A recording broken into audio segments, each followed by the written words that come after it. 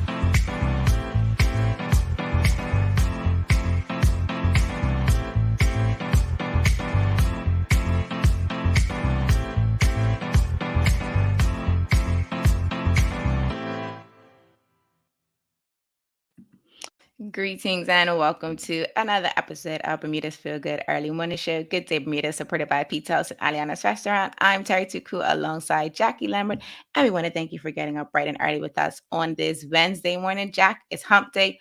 How are you feeling? Hump day, I feel good. Besides nervous. Huh? I said besides a little nervous. I was a little nervous. So I was just like, I think my internet's acting up. No, I think it's. And then the message didn't go through. It was just one tick. I'm like, yeah, my internet's definitely acting up. No, it was definitely me. I think my mom does something in the morning, and I think she knocked the cord, and so it because the lights were up, but it just disconnected for a second. So I quickly hopped on a hotspot. So I'm actually using a hotspot right now. So as I said, if it gets a little shaky, you have it covered for sure. So as you can see, despite a little bit of technical difficulties, we are ready to bring you all some feel good vibes this morning. So if you haven't already, please take a minute to share this episode wherever you're watching. Make sure you like it wherever you're watching, because today Jackie and I are talking about self-coaching. Jackie is a real life coach, but we're going to be talking about self-coaching and how you can become your own coach no matter what situation you're in, because I do feel like sometimes we've talked about this. I think we talked about it with Renee when we had her on, some of that negative self-talk that we have. If we just have some tools to help us coach ourselves through some of those moments, we just might be able to make it through some of our tough challenges and be able to celebrate our successes. So Jack and I are going to be diving into that a bit later on. And as always, if you want to get your morning started with a laugh, make sure you stick around for our feel good vibe of the day, which is joke time with Jackie. But we want to get you guys warmed up. We actually had this one planned for yesterday, but we switched gears completely in the morning to talk about something else. So today we wanted to talk about, some of your fondest memories with your grandparents or older folks in your family or in the neighborhood, because I do feel like there are gems, and sometimes we've seen in recent news that they get a little bit pushed to the side. They get treated a little bit different as they age, and they're actually some really dope people. So Jack, what are some of your fondest memories with your grandparents? So one in particular is my granny, my dad's mom. Mm-hmm. She used to always have like the best food. So you used to come home from school or whatever the activity may be, and you come home and she would have like gingerbread, or she always had Simmons ice cream, whatever we wanted, it was there. She used to make this chicken stew. Just thinking about it, like I can taste it right now. And she used to be like, oh, if I had fresh, she'd be like, oh yeah, come in. And me and my siblings used to always go over there and eat all her food. And if I didn't want to go to school, I would get up early and I'll go over and be like, Granny, I don't want to go to school. And she'd be like, all right. She'll pick up her pen. She'd be like, hey, Mark or Dave. Jack's not feeling a while. I'll keep her today. And I used to sit up and watch all her stories and her comments with her. Those are the best. I learned all about Maury and what was the other one? You said who? Maury and his still one. Jerry Springer. Jerry Springer. I used to watch this at a young age. I'd be like, this is too much. Nasty. And they still, my mom still watches it to this day. Like, she loves that shit. She loves both of them still. And I'm just like, sis, that's just. Jerry Springer is such an instigator. It's so ratchet. It's so ratchet. He used to be like, and how, oh, well, since you want to talk about that, I actually brought your child. She's here right now. She's backstage. Martha, come on out. Those are the I worst. heard everything. He be so messy on that show. Yes. I don't so my mom, she's not my grandparents, my mom, but she's of that age. And so she yes, absolutely watched those shows and loves those shows to this day. She likes that she calls it like TV that she doesn't have to like pay attention to. It's just like entertaining television. I'm like, but there are people just like beating each other up. But okay, sis, you got that, whatever you say. Yeah, we used to sit on the front porch and the traffic would go by. She never let us sit on the wall. She'd be like, we don't sit on the walls. And as I got older, I realized, oh, because, typically the troublemakers sit on the wall, the drug dealers sit on the wall all day. Makes sense. So she never let us do that. And it is a stereotype too about that because not Not saying that they everybody. are, but yeah, I do. I can understand at a young age, you don't want to be like associated with that because you never know what other people would think of you just because you're Yeah, sitting on that wall. yeah. Um, so that's a really interesting memories. I don't have too many. I only ever really knew one of my grandparents, and she passed away when I was young.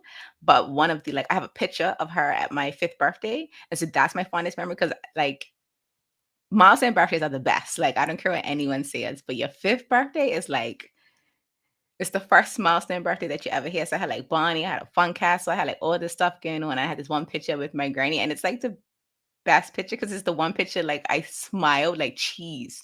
Like every picture after that was like no teeth. It was barely smiling. And that's like the one picture is like big ill smile with the face paint. That was whack, but we won't talk about that. My granny loved the birthday. Every one of her grandchildren will get a cake and a card, and the card would have like $100 bill in it. It was the best. And I have one story about my grandfather. Let's hear it. We gotta hear it. Every time we have a family gathering, so we'd have Christmas dinner, and then my dad would record it. Horrible because the thing was like this big, and you get sick because he couldn't keep it steady. And my grandfather was trying to get his 5 minutes of fame, like 5 minutes of talking or whatever, and everybody's chiming in. You couldn't say he's just sitting there at the edge of the table. Can I talk? My hands up. Is it not my turn yet? Okay. So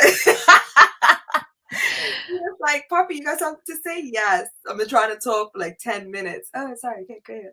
I love that. The old school, like, I just wait my turn because that's what they told me in school. Wait your turn. Keep your hand raised until your turn comes up. I love that. I know from some of the older folks in my neighborhood, like my neighborhood being Hamilton Parish, it's so funny when they get ready to tell you a story because like they get so excited. And when they tell you the story, it's like, that wasn't that exciting. Like internally, you're saying, obviously, you're not doing that on the outside. You're like giving them all the joy. You're like, yeah, that's so cool. Like, oh my gosh, I can't believe you did that. But like at the end of it, it's like, wow, lackluster. When it's just you and maybe one other, but if it's all your cousins and your siblings, you're just looking at each other like, that's it? Story? What? Yeah. Yes, but I love those moments because they get so excited because like, even when we get in like nostalgic moments, you get like super excited because you remember how you felt in that moment. And it's like, but bruh, that was like before I was born. How am I gonna relate to you in this moment? How? And nothing like that works with me. Oh my gosh. It is hilarious, but we do love older folks. We definitely want to continue to celebrate them. So if you haven't recently, call your grandparent up, call someone that's in your family that is of that age bracket, the patriarch or the matriarch of your family. Just say hi because sometimes, I mean, be prepared. It might be a 30-minute plus conversation, Always. but they would love to hear from you. I think that, yes, absolutely cool. But if you can, even if it's just like a drive-by social distance, because COVID's still running rampant, or get your antigen test before you go so you can say hi to them. But these are some times that they're lonely. Agreed. I definitely agree. If they're living by themselves or whatever, it's just the two of them or the singular one of them left. Like I only have one grandparent left, and I let Tara call her. So Tara can sit there for 30 minutes and listen to the stories? Ask her how she's doing, see if she's made any bread pudding, some soup, whatever. She's like, you call her. No, because I'll listen. Tell her I said hi and I love her. And I'll sit in the background because she 3 hours later, you're still there, like, yes, Granny. Oh man, I wish I had the like, the SpongeBob 3 hours later. You're legit. I've gone by the house just to say hi, and she'll be up on her step, and I'll be down, and she'll be talking, and nothing is related to what I asked her. I'm like, but you haven't even answered my question. If you're just joining us, Jackie and I are talking about some of our fondest memories that we have with our grandparents, as well as other folks in our family or our neighborhood. So if you haven't already had a chance to engage with us, do go ahead and drop that in the comments. Jackie and I are actually going to take a quick commercial break, and then we'll be back with our feel good topic of the day. It's one you don't want to miss because Jackie and I are actually going to be talking about a topic that I think she knows pretty well: coaching. Same smooth sounds, different name. BCG Radio, home of Bermuda's most engaging morning talk shows, The Daily Hour and Good Day Bermuda. Download the app, available for Android and Apple devices. BCG Radio, your station for conversations and entertainment.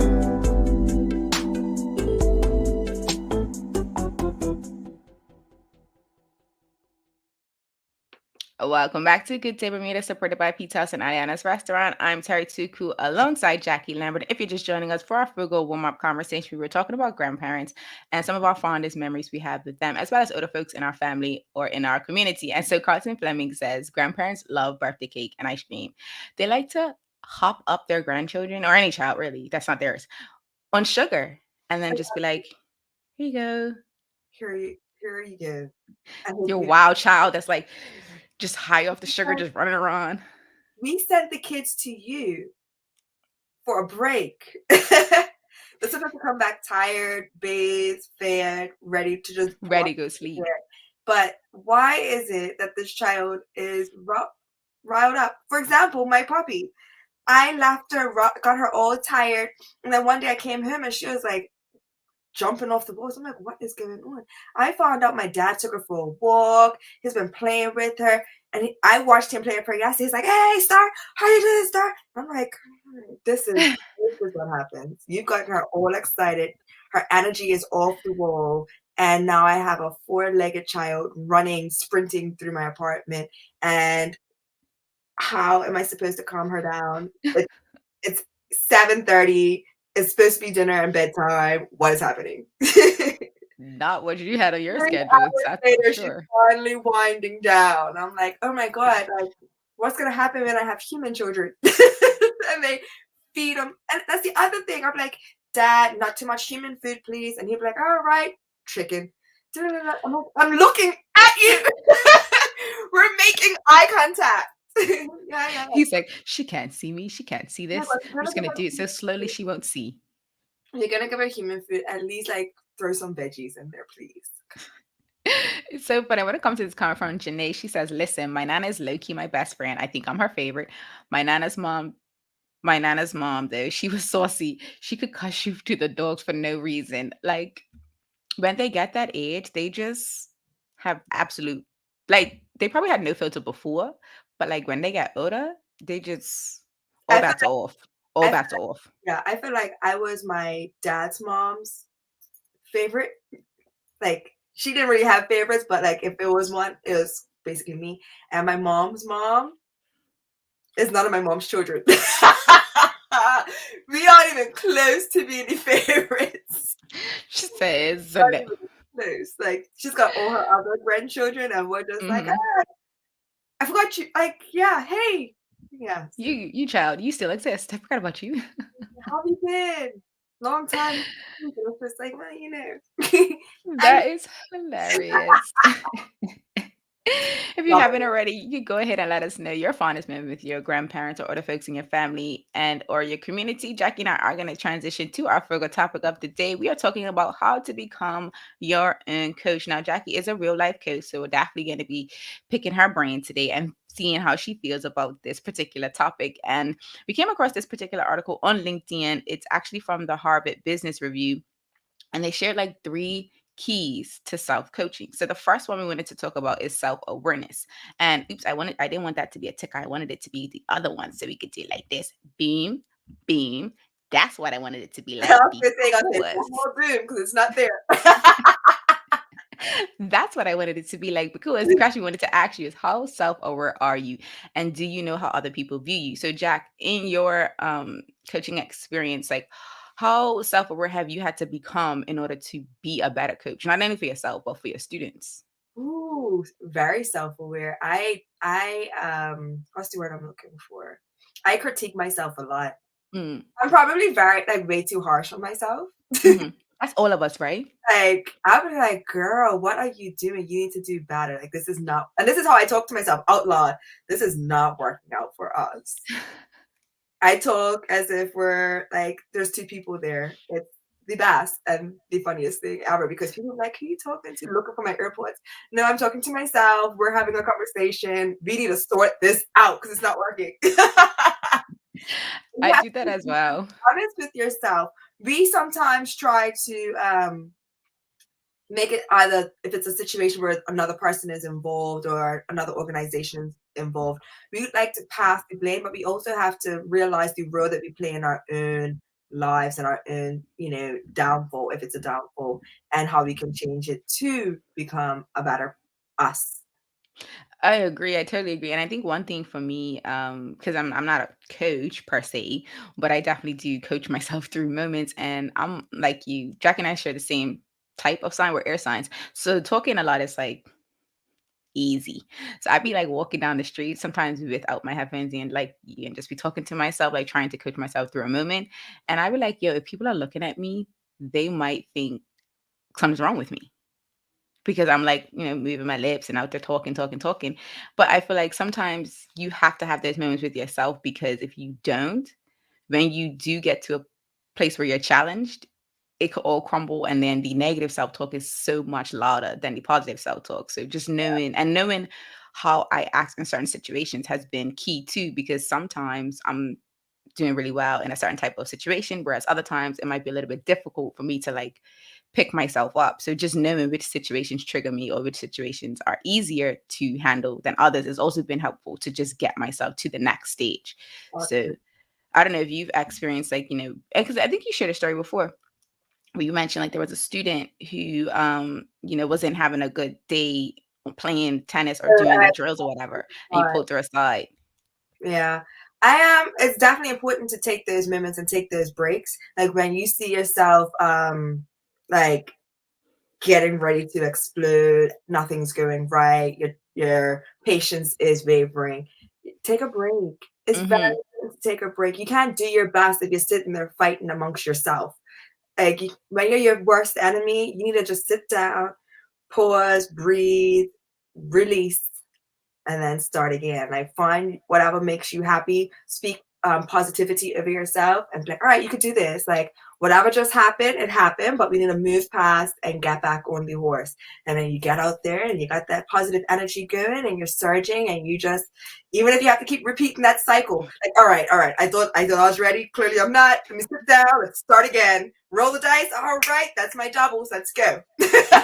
And also, it's also a good thing to like not take yourself seriously. Like when you just say like, okay, we're her again, it's fine. Like just honor that. Okay, you might have to do it 2, 3, 4, 5, 10 times before you actually are able to move forward. So I definitely think that, whether you're a coach or you're just coaching yourself in a moment, I think it's very important to be self-aware, because otherwise, I don't even think you'll ever be able to get to your next stage of life if you're not self-aware. I love that you mentioned don't take yourself too seriously because there are a lot of people that have watched me play matches, and when I come off, they're like, "Are you like? Do you want to be in? Because you're laughing too much." And I'm like, "Oh, if I didn't laugh, there's nothing else you can do when you mess up at certain things. Like I could hit up, I got the whole court open, and there's been times where I've just tried to be easy and put the ball back in, and I've completely missed it. I've completely missed the ball. I've completely missed the mark. I've done it all, and I've just stood there and laughed and been like, "Wow, Jack, you really did that. That's crazy." Next, all right, let's try this again. And it's just the humor that gives you those endorphins to get up and go again. Because if I Hmm. beat myself down, the only person that I'm fighting is myself. And then that's the hardest person to fight back against. So when Yep. you're already bullying yourself, you're going to have to hope for an outside person to be like, hey, take It it easy. ain't that serious. Yep. there's very few people that will jump in those situations. So you have to be there and be your own cheerleader sometimes. So that's where, laugh it off, give yourself that little positive pep talk, and you, like I said, get back on the horse.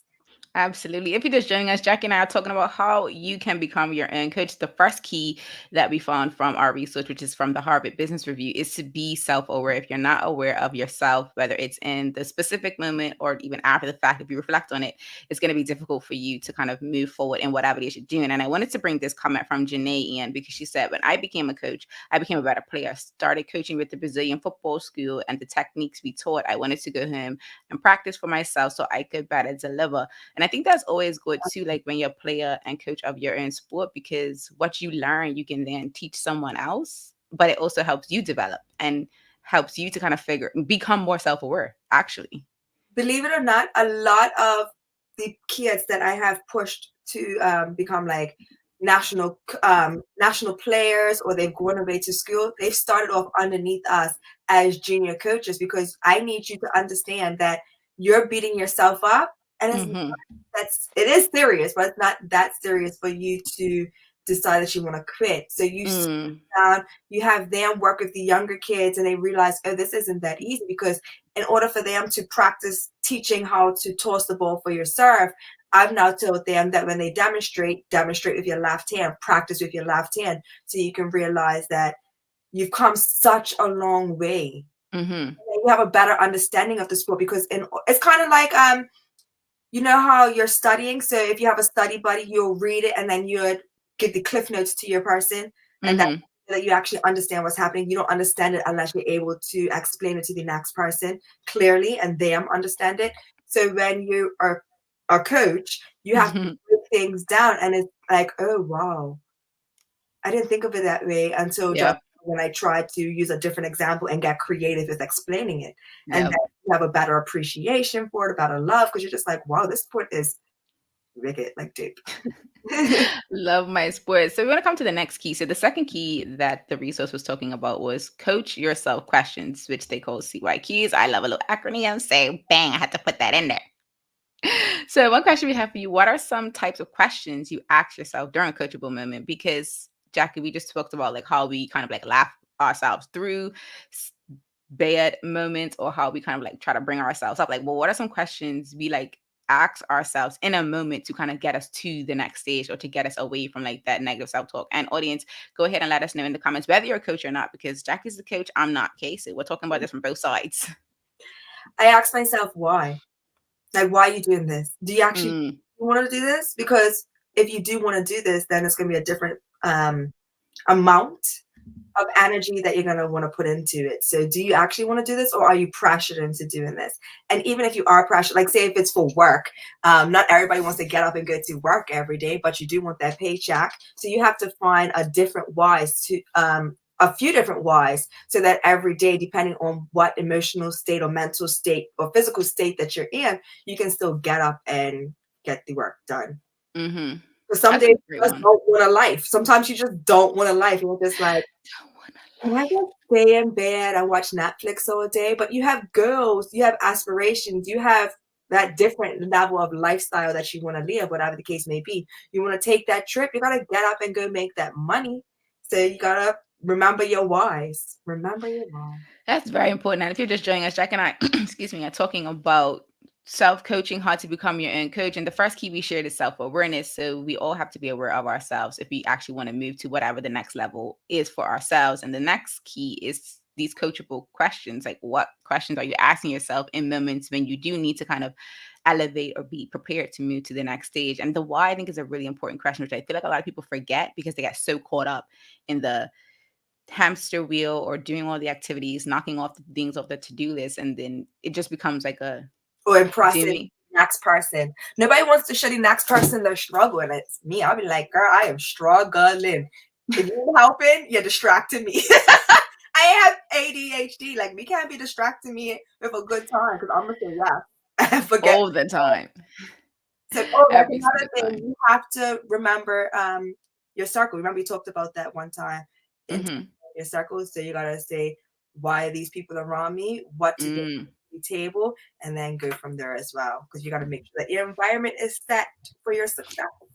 Yeah, and even that conversation with one when she mentioned, like, doing the evaluation of your circle and purging people from your life if you need to, if they're not helping you get to that next stage is very important because I do feel like, we are the sum of those that we hang around the most. So if the people that you hang around with are only so focused on partying or only so focused on, you know, not staying where they are, like they're content with where they are, they're not trying to elevate, and you want to elevate, that's a question you need to ask yourself. Like, do I really want to elevate, or am I cool with being comfortable? Because if you're cool with being comfortable, there's nothing wrong with it. Like, No.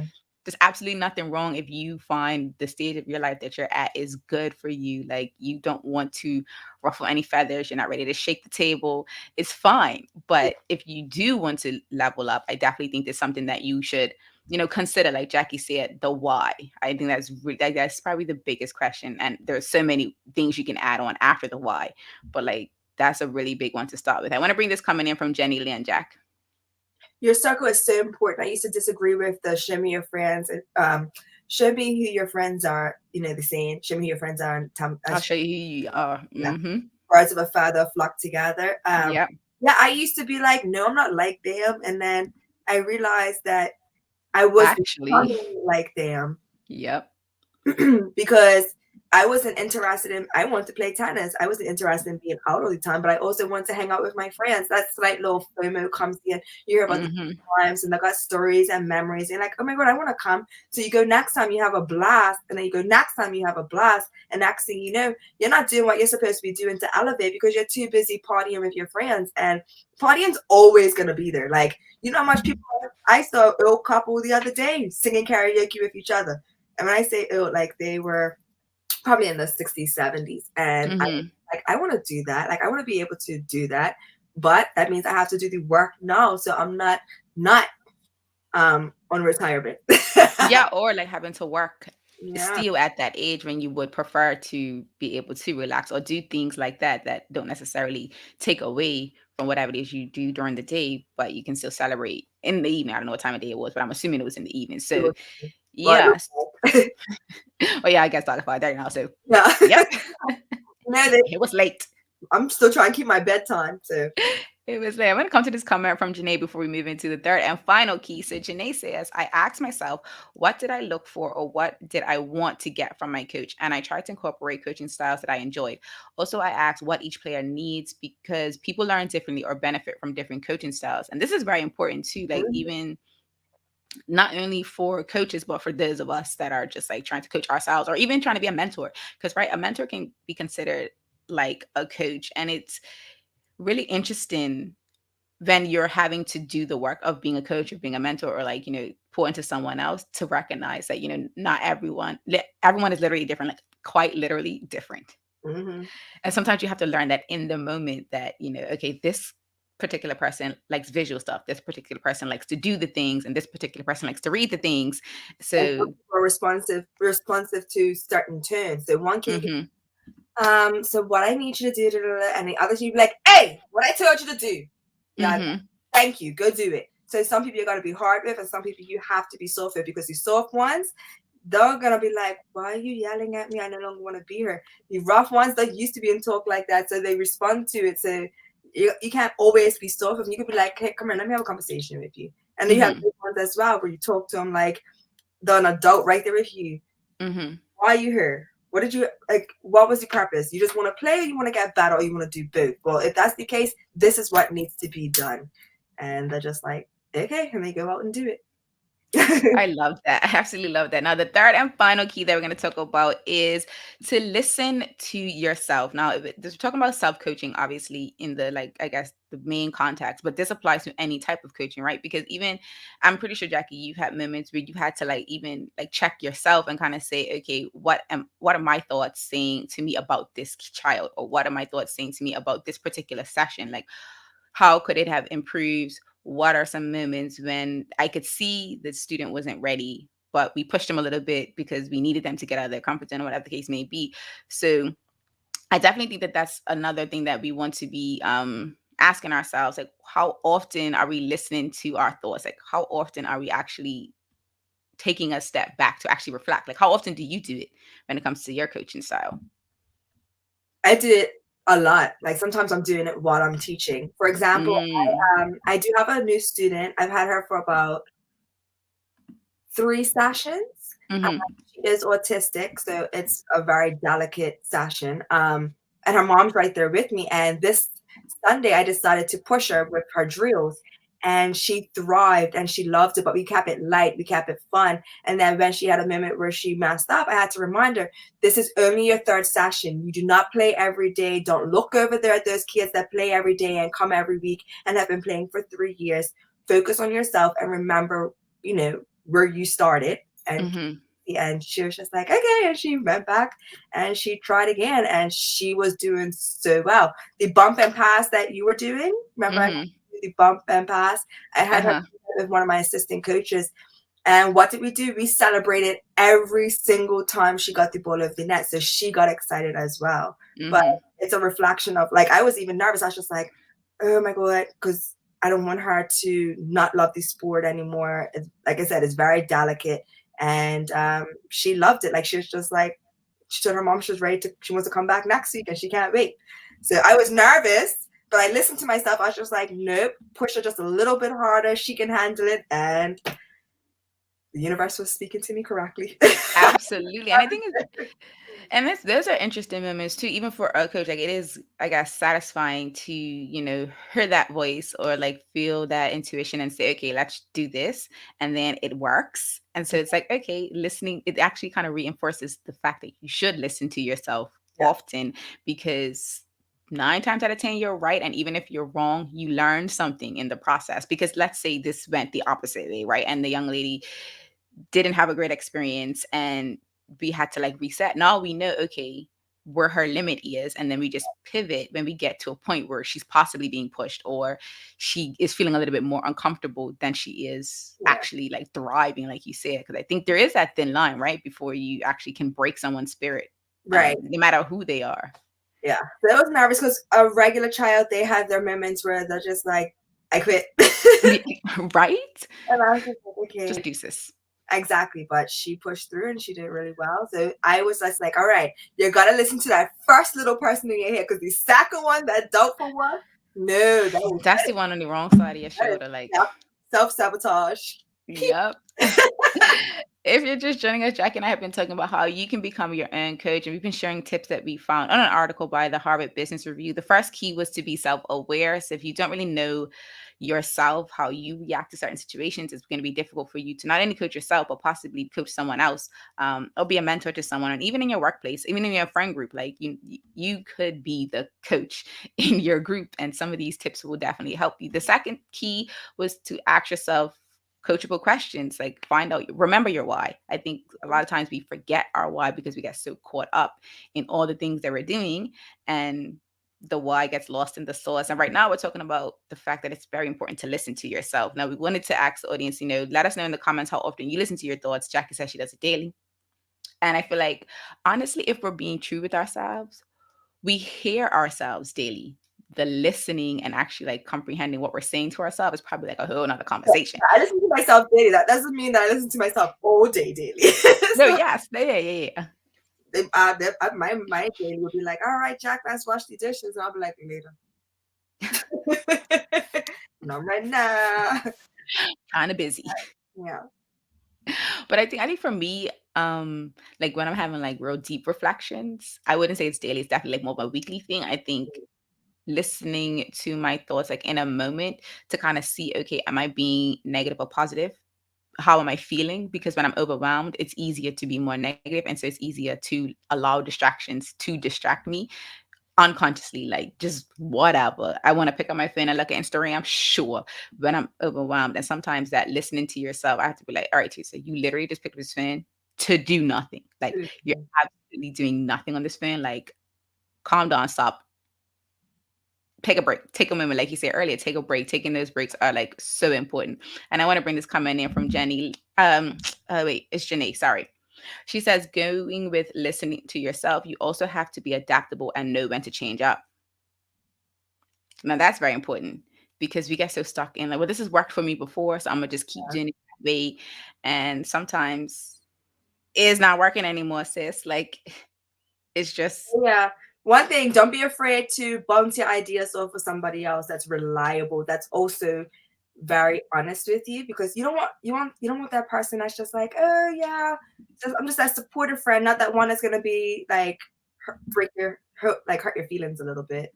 Like you need that friend that's gonna hurt your feelings a little bit and be like, you what? don't always need yes people. Like, Right. you need people that will say no, Yeah. not from a loving place, like no, and give you a reason why there's a no, not no to just hurt your feelings and then No, be that step is step 3, and you haven't even done step 1 and 2, so let's go back. yeah, exactly. And then go from there. Exactly. And I think you mentioned it too earlier when Jackie, as we wrap up, when you're talking about the student who had autism, and like you just that was a change, right? Because I feel like up until that point you were doing it one specific way, and then you said, all right, let's just make this change and see how it happens. And it worked. It worked. I mean, I gave her the pep talk. I'm like, all right, so we're going to challenge you, and it's going to be very uncomfortable. You're going to miss a lot, but eventually you're going to hit. So just keep swinging. And the second ball, she was just like, whack. And I was just like, ah! I'm quite know she does it. And you did it. Yes. And I like that. Her and her mom were high-fiving, and then we went back out and we did it again. It's a good feeling. Definitely. It is a really good feeling. So if you're just joining us, Jackie and I are actually going to take a quick commercial break as we wrap up. And then we're going to be back with our feel good vibe of the day, which is joke time with Jackie. If this is the first time you're watching it, don't worry. I'll give you the rundown right after this commercial break. Same smooth sounds, different name. BCG Radio. Home of Bermuda's most engaging morning talk shows, The Daily Hour and Good Day Bermuda. Download the app, available for Android and Apple devices. BCG Radio, your station for conversations and entertainment.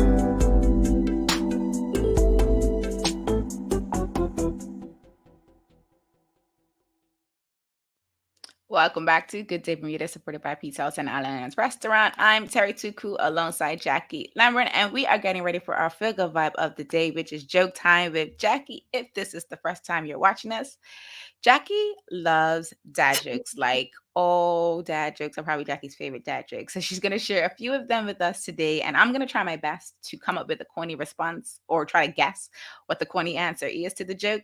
But if all else fails, we just all have a laugh. If you're watching on Facebook, make sure you give us a reaction. If you're watching on YouTube or Twitter, make sure you drop the emoji of your favorite laughing emoji in the comments. Jackie, over to you. I'm ready for my laugh this morning. I'm ready. Extra dry, but I love that. Means it's going to be great. Okay. What did the time traveler do when he was still hungry? Went back in time.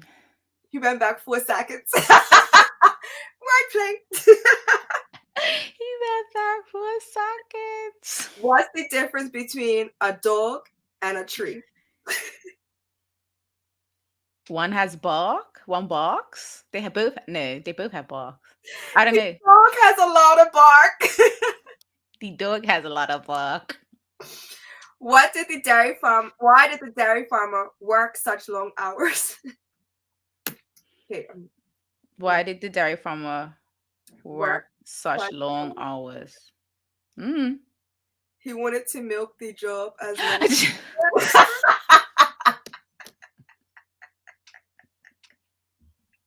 Honestly, I didn't have an idea. Or it's so dry. It's so good. So good. I didn't have a way to, like, I knew it had something to do with like the milk that's being produced, but I just couldn't figure out like the best way to explain it, to say it. But that was classic. That was epic. I did like that. I'm not gonna lie, I did like that one. It's so cute because it's just like, at first when I was reading, I was just like, that's right. And I read it again. I'm like, oh yeah, milk. Yeah.